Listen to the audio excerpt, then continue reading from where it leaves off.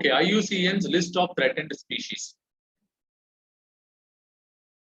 So a lot of points here.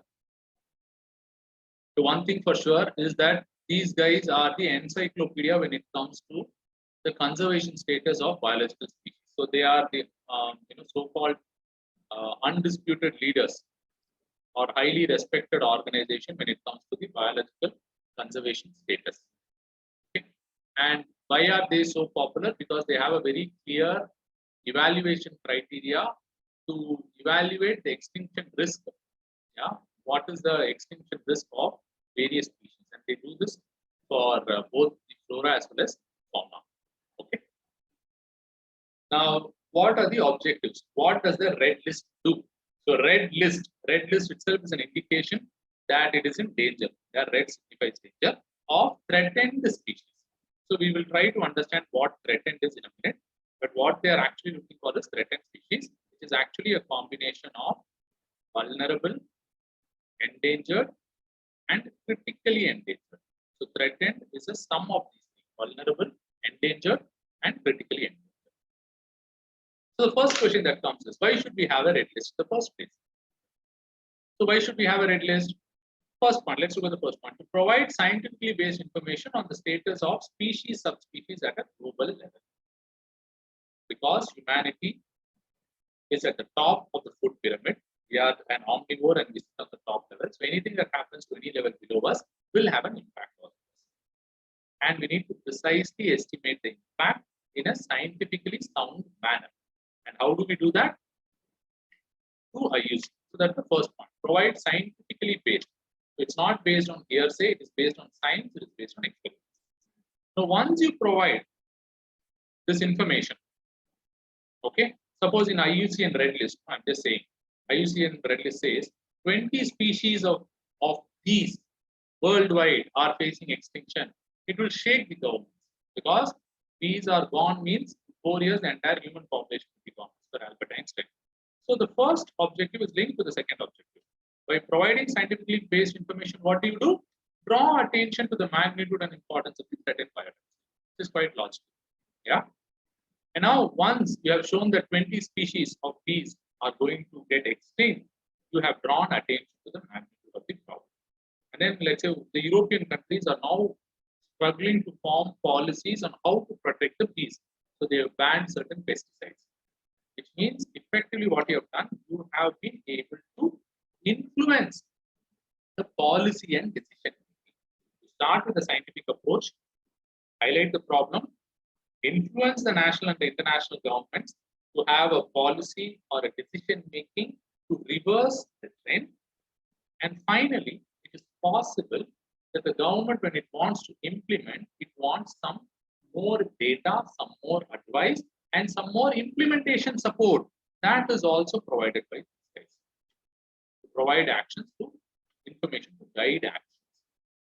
Yeah, so all the 4 objectives are logical. You start with the scientific information, draw attention, and then you influence the national and the international policy and decision making, and provide information to guide actions for conserving biological diversity. Now, what does the red list include? So what I've done here, I have mentioned 7 abbreviations. So I'll call this as 1, 2, 4, 5, 6, and 7. And then there is an 8 and 9 also. But let's look at the 7 first. IUCN's red list of threatened species. So what does IUCN mean by threatened species? These 3 guys: vulnerable, endangered, critically endangered. First one, very clear. So let's start with this guy. EX, I think it's very obvious, it is extinct. Okay. If EX is extinct, what is EW then? Any idea what is EW? Can someone tell me, is there a difference between EX and EW? Extinct in wild, excellent. So it means that they are not found in their natural habitat, but they are still there in the zoos. They are alive, but not in their natural habitat. So that's why the name extinct in their wild, extinct in the natural habitat. Okay. Then comes your CR is critically endangered. critically endangered means it is almost at the stage of becoming extinct. And hence the adjective critically is critically endangered. EN is endangered. And for all of this, there is an IUCN criteria. I'm not going into the criteria, it may become a little complicated.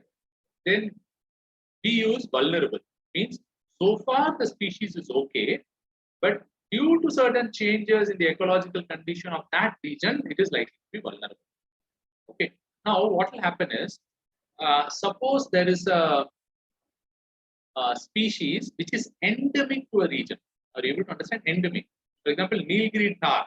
It's endemic to the southern part of Nilgiris. Okay. Now, as is, there is no problem actually. Yeah, but very quickly Nilgiri tar can become vulnerable if there is some ecological change, either man-made or natural. That is vulnerable. And what is NT? Any idea? NT? NT stands for? Abbreviation NT stands for? Near threatened. Excellent. Good guys. Near threatened. And LC? The last one, LC? Least concern. Excellent. Yeah. So now you can see it from least concern to extinct. Okay. So many of these species, and we will see some of those species. In fact, if you want, what the IUCN has done, it has classified 132 species of plants and animals from India as critically endangered. Means your category number 5, this one. 132 species as critically endangered.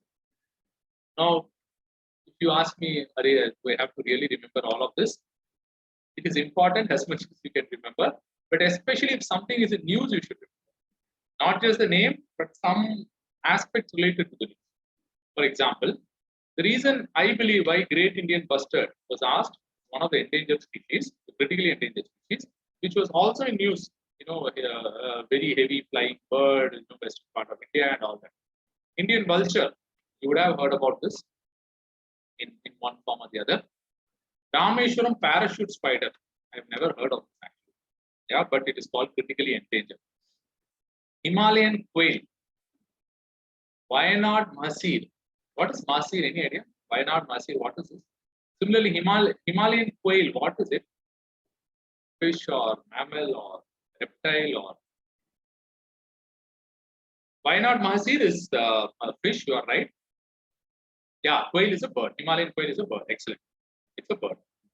Pondicherry shark. I'm so close to Pondicherry, I didn't know that it had sharks, but it does, and they are critically endangered. Ganges shark. Harial we know. Red-crowned roof turtle we know. Several species of frogs. Himalayan wolf. Nicobar shrew. Any idea? What is it? What is a shrew? Nicobar shrew. Nicobar is the region where it is found. Shrew. Yeah, very good. Small animal which looks like a rat, but it is classified as a mammal. Very good, Prachi. Nicobar shrew. Malabar civet. Civet is, I don't know if it's pronounced as civet. C-I-V. Cat. Yeah, like a cat. Absolutely. Civet is a cat. It has this glowing. In fact, all cat families have that glowing eyes. Kashmir stag. This, many of you will be knowing it. Yeah, deer. Absolutely. Yeah, kind of deer. Yeah, we could say that one of the species of deer or deer family, if I may call so. Okay, great. Now, where were we? Has anyone seen deer of late? Means physically in person? Have you seen it up close, like 10 feet away from you? Road crossing. Where have you seen Harsh? You see deer in Bareilly. Prachi, how about you? Nagpur, do you have?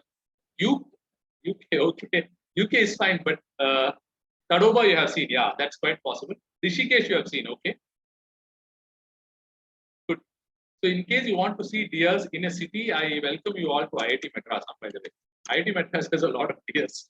You can, and not just deers, it also has black bucks. So it's wonderful seeing them jump from one place to another.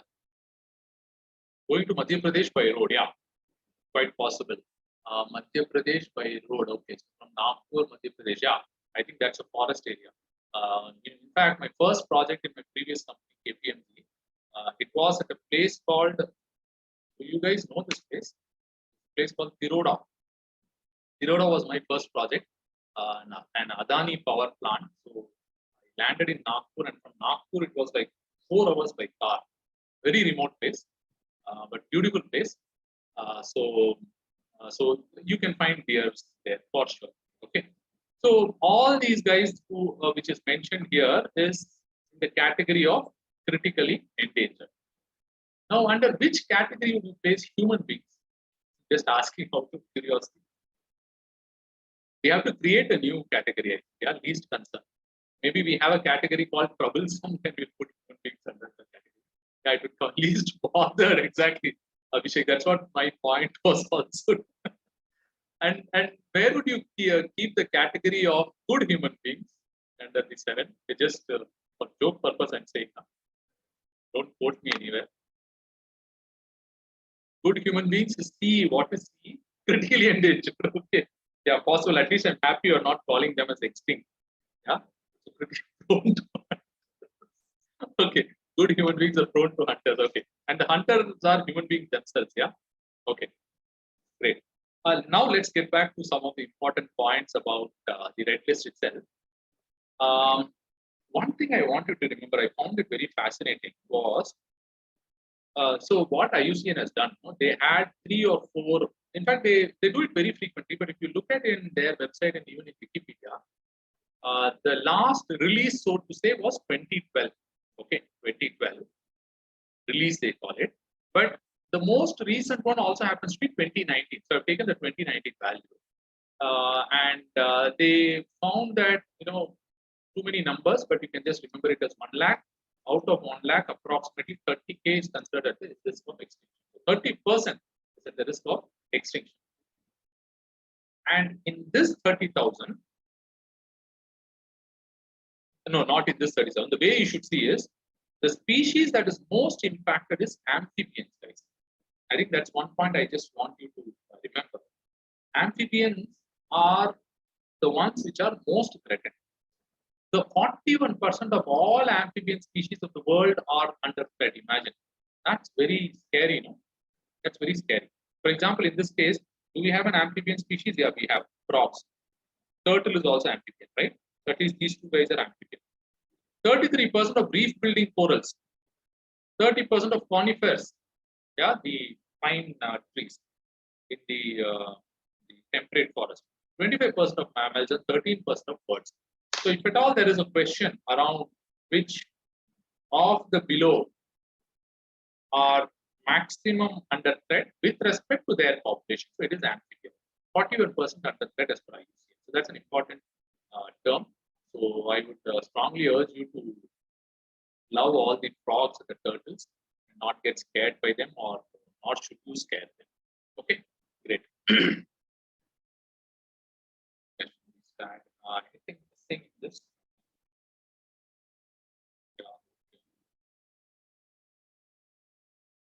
Yeah, I think more or less covered. Yeah, so we have discussed 7. 2. So total, in terms of categories, I would say there are 7 categories plus 2, or you can say there are 9 categories. The plus 2 are 2 categories where we are not able to classify. A, the data was deficient. B, there was a call not to take any evaluation for whatever purpose. So there are category 8 and 9, data deficient and not evaluated. Data deficient and not evaluated.